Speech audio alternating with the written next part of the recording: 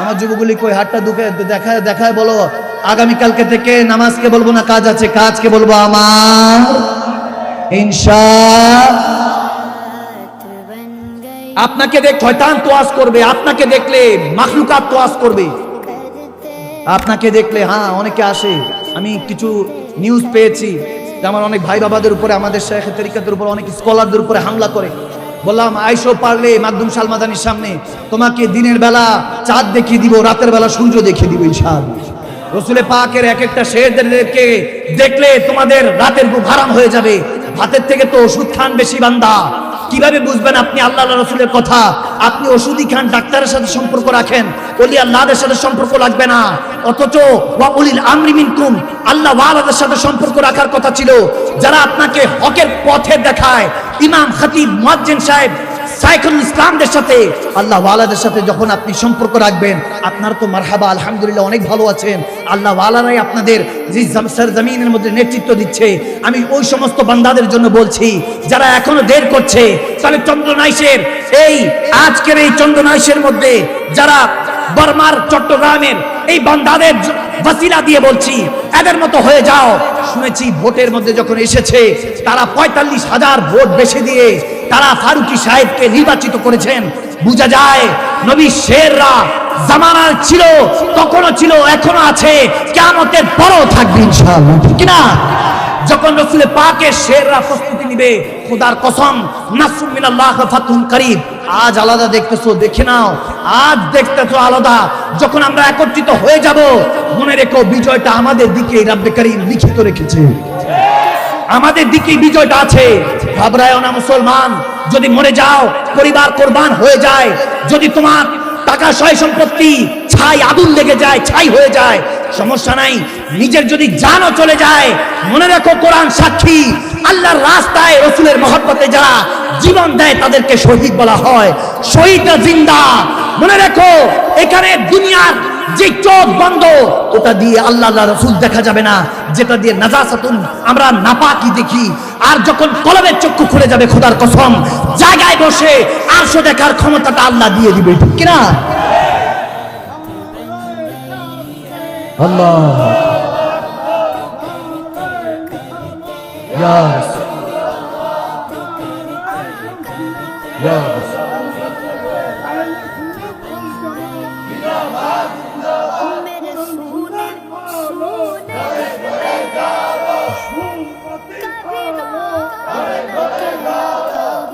একবার উচ্চ আওয়াজে বলবেন না মারহাবা। এই যে কথা বললাম, আমার দয়াল নবীর নূর এই জায়গা এই সাইড দিয়ে নাজিল হয়েছে। মারহাবা বলে না? এটা নূর, হেদায়েত, এটা তৌফিক। আজকের পৃষ্ঠার মধ্যে কিছু অন্য কিছু হাসিল হয়ে গেল, ইলম হাসিল হয়ে গেল, তৌফিক হাসিল হয়ে গেল, হেদায়েত হাসিল হয়ে গেল। কোটি কোটি টাকা, বান্দাটা কি সফল? আওয়াজ দেন, আওয়াজ দেন। নিজের চোখে দেখা রিক্সাওয়ালা, ভাড়া মেয়েরা, বাদ জোহর দেখা গেছে খাবার টাবার খেয়ে ঘুম। যখন আর একটু ইয়ং ছিলাম, আরো 7-8 বছর আগের কথা বলছি, নিজের এক্সপিরিয়েন্স থেকে, অভিজ্ঞতা থেকে বলছি। জিজ্ঞেস করলাম যাবেন মামা ঢাকা শহরে?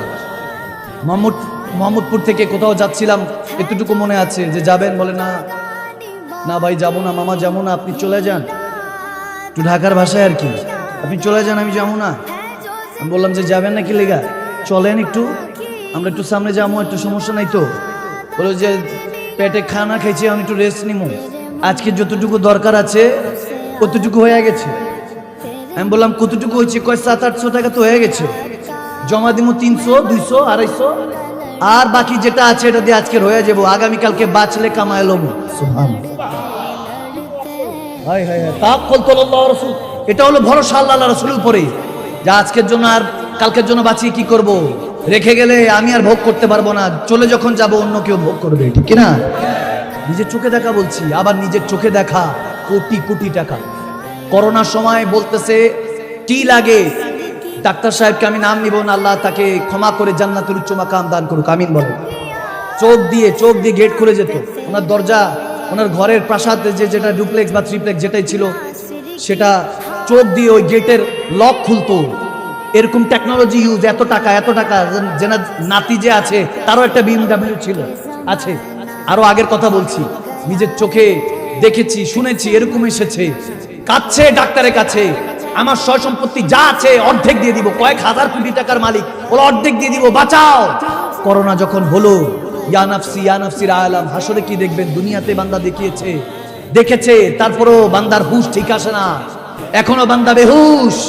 উঠুন, সে আল্লাহ রাসূলের নামে আরেকবার উঠুন, উঠ বান্দা, কিউ ডরতা হে ফির দেখ খোদা ক্যা করতা হে, কেন ভয় পাচ্ছেন, উঠেন মালিকে খালিকের নামে, দেখবেন আপনার জীবনটা আবার নুরানি হয়ে গিয়েছে, যা আপনি বলবেন রব্বে করিম রহমাতুল্লাহ আলামিনের উসিলায় কবুল করতে থাকবে। সুবহানাল্লাহ।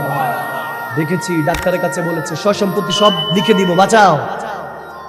এখন এক দেশ থেকে আরেক দেশেও যেতে পারতেছে না, নিজের প্রাইভেট প্লেনও আছে, হেলিকপ্টারও আছে, চপারও আছে, শুনেছি যেতে পারে নাই, পারমিশন ছিল না করোনাকালীন সময়। ইন্তেকালের আগে সে এটাও বলেছে যে সব সম্পত্তি লিখে দিব, ডাক্তার বাঁচাও। বাঁচাতে পারে মালিকের ধরা যখন ধরবে বান্দা, ওই ধরার আগে নিজেদের হাসিবা কাবলাল হিসাব, রব্বে করিমের কাছে হিসাব দেওয়ার আগে নিজেদের একটা হিসাব নেওয়ার দরকার আছে কি নাই? আওয়াজ দেন না, দরকার আছে কি নাই?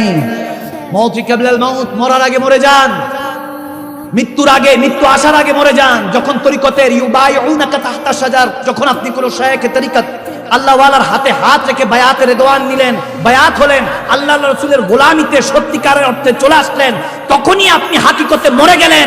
যখন আপনি লাশ হয়ে গেলেন, লাশ উল্টালে পাল্টালে ধোয়ালে উঠালে বসালে যেমন আর কোনো সে নাই, কথা নাই, তেমন যখন হয়ে যাবেন, ভিতরে যখন মুমিন বান্দা জেগে উঠবে, দেখবেন একটা শের দিলওয়ালা ওমর ইবনুল খাত্তাবের মতো, শের খোদা আলীর মতো, হযরত খালিদ বিন ওয়ালিদের মতো সাইফুল্লাহ আল্লাহ তলোয়ার বের হবে, যেই তলোয়ারকে ডিফিট করার মতো দুনিয়াতে আর কেউ থাকবে।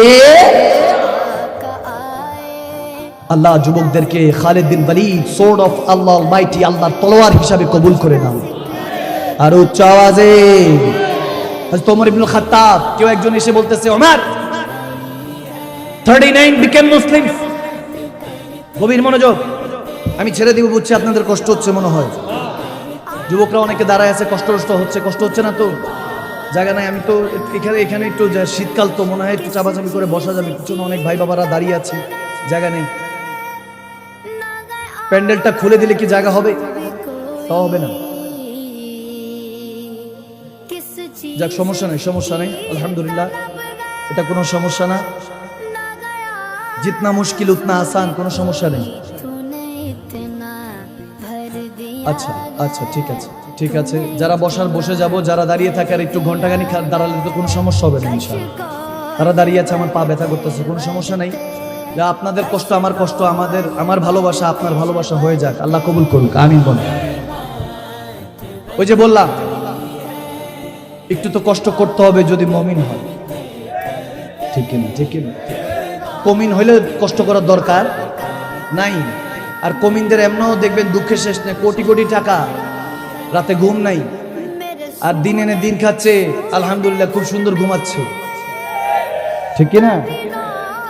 হযরত ওমর ইবনুল খাত্তাব রাদিয়াল্লাহু তাআলা, তেনার কাছে কেউ একজন এসে বলতেছে ওমর কোথায় তুমি? 39 জন মুসলমান হয়ে গেছে, 39 become Muslims, 39 জন মুসলমান হয়ে গেছে, কই আপনি? আবু জাহেল আরো বেশি আগুনের মধ্যে আরো কেরোসিন দিতে লাগলো। কিছু সমাজের মধ্যে এরকম আছে, আওয়াজ দেন, আছে কিনা? এখনো আছে, তাদের উত্তরসূরি আছে তো। আবারও বললাম যদি কষ্ট লাগে লাগুক, ওই যে ওটাই ঠিক কিনা? কষ্ট লাগছে মানে আপনি যদি ওরকম প্যাচ লাগান, তার মানে ঝামেলা আছে, একটু ঝামেলাগুলি একটু সমাধানের দিকে আনতে হবে, ঠিক কিনা? প্যাচ লাগাইছে বলে কি, মক্কার মধ্যে কি কোনো এরকম মা ওই পুরুষ জন্মই দেয় নাই যে নবী মুহাম্মদ সাল্লাল্লাহু আলাইহি ওয়াসাল্লামকে হত্যা করতে পারে? নাউজুবিল্লাহ, আরে নাউজুবিল্লাহ বলেন না। বলে কেউ কি নাই মক্কার মধ্যে কি এরকম মা কোন সন্তান জন্ম দেয় নাই? আমার নবীর বিরুদ্ধে যখন লাগাতে লাগলো, হযরত ওমর ইবনুল খাত্তাব সাচ্চাওয়ালা মানুষ ছিলেন, জ্ঞানী মানুষ ছিলেন, বলে নতুন করে ভাবছে যে হয়তো বা ফিতনা ফাসাদ, আমার নবীর সাথে এখনো দেখা হয় নাই, ভাবছে ফিতনা ফাসাদ লাগিয়েছে। বলে এরকম ফিতনা ফাসাদ এলাকার মধ্যে এরকম ফিতনা ফাসাদ কে জ্বালাচ্ছে? তলোয়ার নিল, বলে 40 নাম্বার হতে দিব না, গর্দান উড়িয়ে ফেলবো, সুম্মা মাআযাল্লাহ।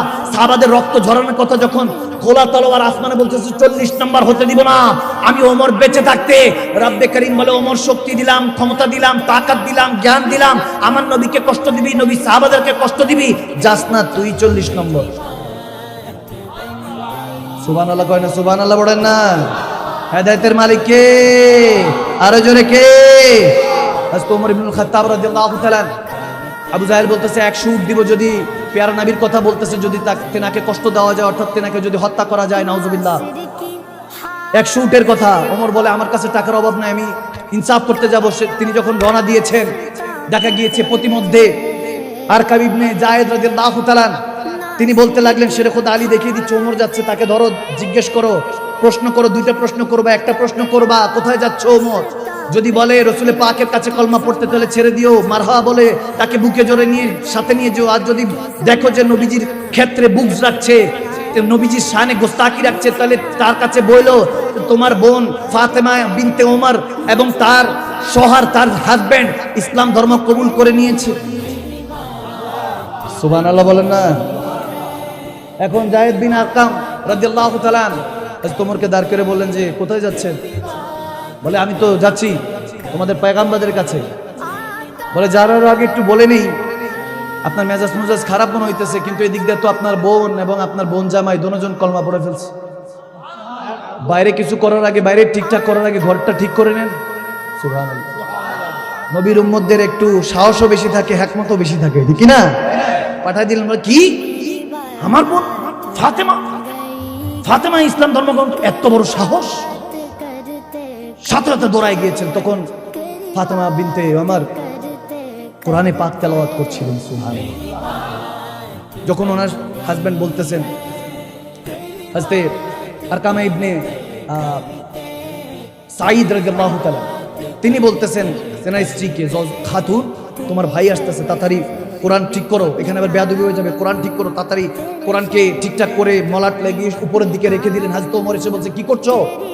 কি করতেছিলা? বলে আমি করতেছিলাম, যেটাই করতেছি আমি তেলাওয়াতে কোরআন পড়ছি। সুবহানাল্লাহ। কেন তুমি বাপ দাদার ধর্ম শেষ করে দিয়েছো? বলতে দেরি নেই। হযরত ওমরের বোন ফাতেমা বিনতে ওমর, হযরত ফাতেমা বিনতে ওমর, সেও জালাল হালাতে বলতেছে আমি ইসলাম ধর্ম গ্রহণ করেছি, তো কি হয়েছে? আমার ইচ্ছা হয়েছে, আমি এখানে শান্তি পেয়েছি, এর জন্য করেছি, আপনার কি? বলতে দেরি না, হযরত ওমর রাগী তো দিছে এক থাপ্পড় দেওয়ার পরে দেখেন, আমি এই কথাগুলি এই জন্য বলছি, আমি হযরত ওমর ইবনুল খাত্তাব রাদিয়াল্লাহু তাআলার কথাগুলি আমি একটু বেশি বলি। কেন? কারণ হযরত ওমর এই জামানায় বেশি দরকার। এই জামানায় ওমর বেশি দরকার। ওমরকে আবার আনতে হবে যাতে আদালত এবং খেলাফত কায়েম হয়ে যায়, ঠিক না? উসুল যাতে ঠিক হয়ে যায়। থাপ্পড় দিলেন, পড়ে গেলেন, রক্তাক্ত হলেন, রক্ত পড়ছে, রাগ থামে নাই। ওমর তো মেজাজি, তলোয়ার বের করে তলোয়ার আগা দিয়ে আবার বাড়ি দিতে লাগলেন। ওই তেনার হাজবেন্ড হযরতে আকরামা বিন সাঈদ রাদিয়াল্লাহু তাআলা আড়ালে ছিলেন, দৌড়ে আসলেন, স্ত্রীকে জুলুম করতেছে, তাড়াতাড়ি এসে খাতুনকে বাঁচালেন। সম্মান করতেন তেনার বোন জামাইকে, কিন্তু তেনার বোন জামাইকেও মারতে শুরু করলেন, মারতেছেন। তিনি ব্যথা সহ্য করতেছেন, বলছে আমার খাতুনকে আপনি মারতে পারবেন না, আমার স্ত্রীকে মারতে পারবেন না। বাঁচাচ্ছে। হায় হায়, কি স্বামীর স্ত্রী ভালোবাসা! সুবহানাল্লাহ বলেন না। যেদিকে যাবেন শুধু ভালোবাসা আর ভালোবাসা। আমার নবী তো ভালোবাসাই ছড়িয়েছে। আসুন না আরেকটা বার ভালোবাসা ছড়িয়ে বিশ্বটাকে জয় করে নিই, ঠিক না? वो आग ही क्या जो लग कर बड़े नहीं, वो नशा ही क्या जो सर पर चढ़े नहीं, नहीं बनता तब तक कोई सच्चा आशिक जब तक इश्क में दो चर पड़े नहीं। সুবহানাল্লাহ বলবেন না। ওই আগুনই কি যেটা দাউ দাউ করে জ্বলে না, ওই নেশাই কি যেটা মাথা ঘুরায় না, ততক্ষণ পর্যন্ত সে সচ্চা আশিক হয় না যতক্ষণ পর্যন্ত পিঠের মধ্যে কিছু পড়ে না, ঠিক না? মিষ্টি খায় তো যে কেউ বলবে আমি আশিক, আমি বান্দা, আমি উম্মত। আসেন এই সাইডে একটু মাইরো খান, তারপর বোঝা যাবে যে আপনি কত বড় আশিক না কত বড় ফাসিক। আওয়াজ দেয় না মুসলমান, ঠিক না? দেখেন ওমরের বোন জালালি ফাতেমা বিনতে ওমর দাঁড়িয়ে রক্তগুলি হাতে নিয়ে বলতেছে, দেখ ইয়া আমার, এই রক্তের দিকে তাকাও, এই রক্ত তোমারও গায়ে আছে, আমার গায়েও আছে। তুমিও খাত্তাবের পুত্র, আমিও খাত্তাবের কন্যা। তুমি যেই বাবা যেই মায়ের সন্তান, আমিও সেই বাবা সেই মায়ের সন্তান। আমি কবুল করেছি তো করেছি, আর এদিক থেকে হটবো না, ছড়বো না। মরলে মরবো, যদি গর্দান থাকে থাকুক, না থাকলেও তোয়াজ করে মুসলমান কাউকে চলে না, ঠিক না? মুসলমান শুধু একজনকে ভয় করে চলে, তিনি কে? তোমার তখন একটু রাগটা ঠান্ডা হলো। বোন তো রক্ত পড়ছে, মায়া লাগলো, ঠান্ডা হলো। ঠান্ডা বলছে, আচ্ছা ঠিক আছে বলো কি পড়তেছিল দেখি। তিনি তখন কোরআনকে নেমে বলতেছে, তুমি এখন কাফের অবস্থা আছো, কুফরি হালতে আছো, যাও আগে ওযু করে আসো, গাও গোসল দিয়ে আসো, যাও। এখন নাজাসাতিন হালাতে আছো, যাও পাক পবিত্র হয়ে আসো। হযরত ওমর গেলেন, লেবাস পরলেন, ওযু গাও গোসল ধুয়ে আসলেন। সুবহানাল্লাহ, বোনের কথা ভাই শুনতেছে। এরপর বোন খুললেন, কোরআন তেলাওয়াত করলেন, চোখের পানি হযরত ওমর ছেড়ে দিলেন। দেখবেন কোরআন তেলাওয়াত যখন চলতে থাকে, কালামে পাক যখন শুনতে থাকি, নাতে রাসূল শুনতে থাকি, অন্তরের মধ্যে একটা জজবা হালাত হয়ে যায়। 2 ঘন্টা আলোচনা আর দেখবেন 2 লাইন টান দিলে, কালাম টান দিলে, তেলাওয়াতে কোরআন টান দিলে অন্তরটা দেখবেন রাক্স করতে থাকে, নাচতে থাকে, দুলতে থাকে, ঠিক কি না? অন্তর কেঁপে উঠলো, চোখ দিয়ে পানি পড়ে গেল। হযরত ওমর ইবনুল খাত্তাব কেঁদে দিলেন, বলে এটা তো দুনিয়ার ভাষা নয়, নিশ্চয়ই এটা পারওয়ারদিগারে আলমের ভাষা। সুবহানাল্লাহ। হায় হায় হায়, হযরত ফাতেমা বিনতে ওমর দেখেন, হায় হায়, বোন কোরআন পড়লে ভাই এরকম বের হয়। সুবহানাল্লাহ, কথা বুঝেন নাই? বোন এভাবে যদি কোরআন তেলাওয়াত করে তাহলে ভাই ওমর হয়ে যায়, ভাই তেলাওয়াত করলে বোন ফাতেমা হয়ে যায়। এখন ওরকম ভাইও নাই, বোনও নাই। এখন হইলো একজন একজনকে নিয়ে আগে আসো সিনেমা হলে যাই, ঠিক কিনা? আসো মোবাইলে বসে কিছু নাটক ফাটক দেখি, কিছু এটা দেখি সেটা দেখি, আছে কি নাই? দুনিয়াদারির মধ্যে পড়ে গিয়েছি। হযরতে ফাতেমা বিনতে ওমর বলতে লাগলেন হযরত ওমরকে, প্রোগ্রাম কি বলেন, এখন কি ইচ্ছা? বলে এখন ইচ্ছা হলো শেখ কামলিওয়ালা নবীর কদমে যেতে চাই। আরো জোরে পড়েন না সুবহানাল্লাহ। হযরত ওমর ইবনুল খাত্তাব রাদিয়াল্লাহু তাআলা বলছে, আমাকে 2 হাত বেঁধে পিছন দিক দিয়ে বাঁধো, তলোয়ারটা গলার মধ্যে লটকাও। এতদিন এখন জুলুম করতে যাচ্ছিলাম, এখন মুজরিম হয়ে গুনাহগার হয়ে যেতে চাই। সুবহানাল্লাহ। হযরতে